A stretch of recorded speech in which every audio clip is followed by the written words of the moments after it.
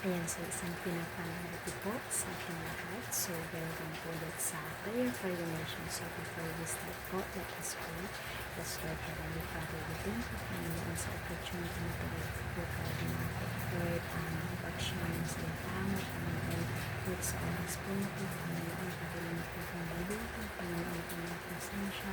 Lord, po na ano po yung salita mo na aking po mapapahayag, Panginoon, na ikaw po ang siyang bumabalik po sa atin ang time mo na umpisa na ang pagtapos po nito. We thank you, pinagawin tayo in Jesus' name.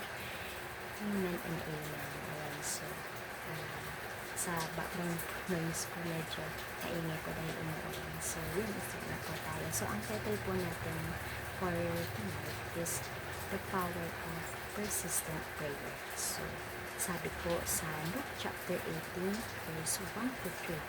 Sabi dito, one day, Jesus told his disciples a story to show that they should always pray and never give up. There was a judge in a certain city who said he neither feared God nor cared about people. A widow of that city came to him repeatedly saying, "Give me justice in this dispute with my enemy." So, yeah. So, basically po, dito pinakita ni Jesus yung isang kwento tungkol po sa isang person na yun, walang takot sa Diyos at wala po siyang pakialam sa mga ibang tao. And yun, may isang babae na dito, na biyuda, na palagi pong humihingi ng tulad sa hukom. And yun na kahit na hindi siya tinutulungan dahil sa yun, patuloy po na paghingi po ng tulong niya, napilitan po yung hukom na magdesisyon na. Dahil yun nga, paulit-ulit na po pinukulit ng babae ng hukom. Parang sinabi ng hukom na, sige na nga, gano'n. Parang sige na nga, kahit na wala akong takot sa Diyos, na kahit wala akong pakialam sa ibang tao, bibigyan na kita ng chance para yun, para hindi mo na ako gandalahin. Parang yun po yung sinabi ng hukom dun sa babae yun. And yan. So, yung message po na gusto pong iparating ni Jesus dito is that we should never give up on praying. So, yan, like the widow didn't stop, and because of her persistence, she got what she wanted. So, katulad nga po ng pinagbigyan na po ng hukom ng babae. So, parang, yan, dahil po sa, yun, nakuha na po yung kailangan niya, ganun, and ganun din po sa atin. Kailangan natin maging patient, mag-pray, at magtiwala sa perfect timing ng Panginoon. That He will give us what we need. So, yun, patuloy lang po tayong manalangin at huwag po tayong mawala ng pag-asa. So, yun, parang ito ang amazing po kasi hindi sumuko yung Buddha na kahit pa ulit-ulit po siya nag-pray, na kahit wala siyang ibang choice kundi lumapit po dun sa hukom na yun. And yun, alam niyo po ba yung nangyari po is nadalian lang po yung hukom. Kasi nga gusto niya pong tumahimik yung Buddha, yung katulad nga po ng sinabi ko po kanina. Kaya binigyan niya lang ng katarungan, tama. Kaya yun, ganyan din po tayo na kapag nananalangin tayo, tama, kahit mukhang walang nangyayari, huwag po tayong so, yun, na kahit maghintay po tayo ng matagal, tama, parang wala namang pagbabago. Reminder din sa atin ng Lord that He is still working behind the scenes. So, yan, huwag po tayo mawala ng pag-asa. Kasi hindi naman po ibig sabihin na hindi agad po sinasagot ng Diyos yung mga panalangin po natin, na hindi po tayo hindi po tayo narinig. Minsan po kasi yung delay, hindi po ibig sabihin na no na po. Hindi po siya ibig sabihin na parang no. So, parang delay means parang may plano po na hindi po natin nakikita agad-agad. Pero, in His perfect timing, babalik din po yung sagot. So, it's gonna be worth it po. So, yun. Mayroon po tayong dalawang points. So, ang first point po natin is be persistent. Katulad nga po sa babae po na yun, diba? Naging persistent, naging consistent po siya sa kanyang pananalangin, sa hindi po siya tumigil. So, sabi ko po dito, don't stop praying even when nothing seems to change. Just like the widow in the story, your persistence is not in vain. God sees your faith, hears your cries in His perfect time, and He will respond. Amen. So, prayer is a one-time act. Amen. But daily. Yun, daily dependence on Him. Amen. So, each time po na we pray, we are sowing seeds of faith. Amen. Eventually po, the harvest will come.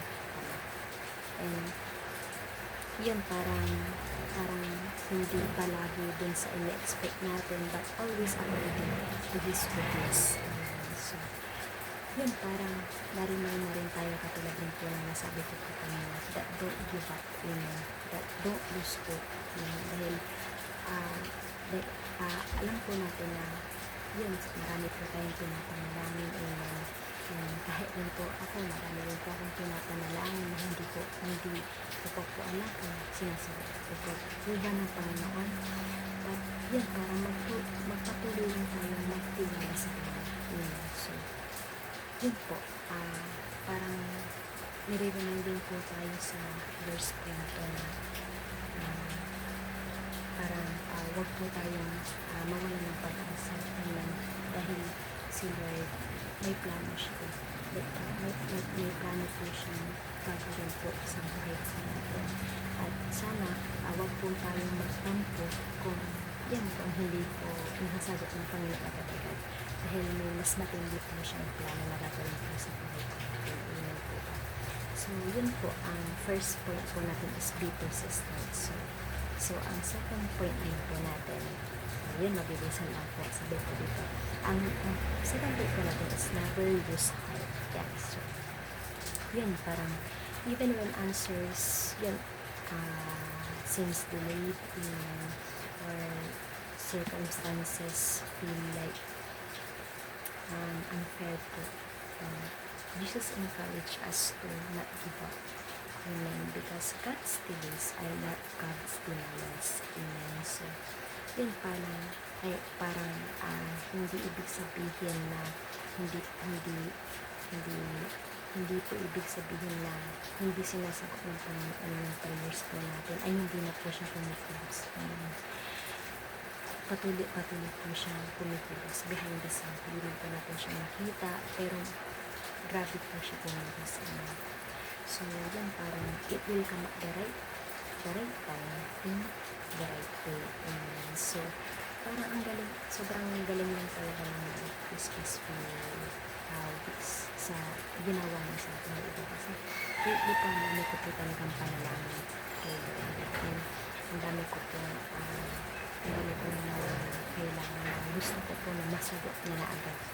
Na parang umaabot po ako sa curiosity, gano'n na hanggang kailan po kaya ganun. Yun, parang ang ending, may remind tayo na anak, parang sabi niya, anak, may matindi akong plano sa kanya. So, parang kailangan po tayong magtiwala sa kanya. So, yun po, katulad nga po dun sa babae po na yun, dun sa babae po na yun na wala po siyang sawa na bumalik-balik po dun sa po is para makuha po yung gusto po niya. And ganun din po sa atin. Kapag nanalangin po tayo, patuloy po tayo nanalangin, patuloy din po tayo naghihintay po sa response po natin. So, yun po,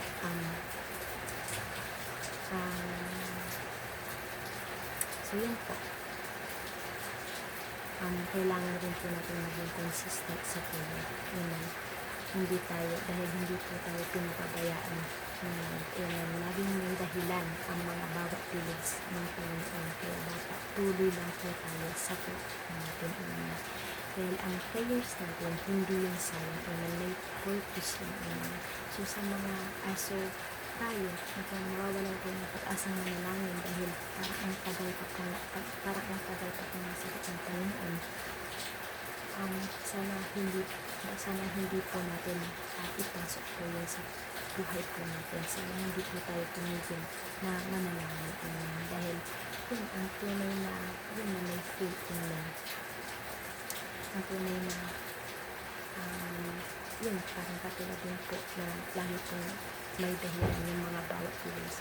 So, sana i-remind pa rin at isip po natin sa puso po natin yung hindi pong gagawin ang Lord sa mga bawat delays na yung mga prayers po natin. So, yun, God hears you in at and yun, will respond in His perfect way. Kaya yun, laban lang po tayo sa lahat laban lang po tayo sa prayers po natin. So, yan so as per our conclusion, don't let discouragement silence your prayer.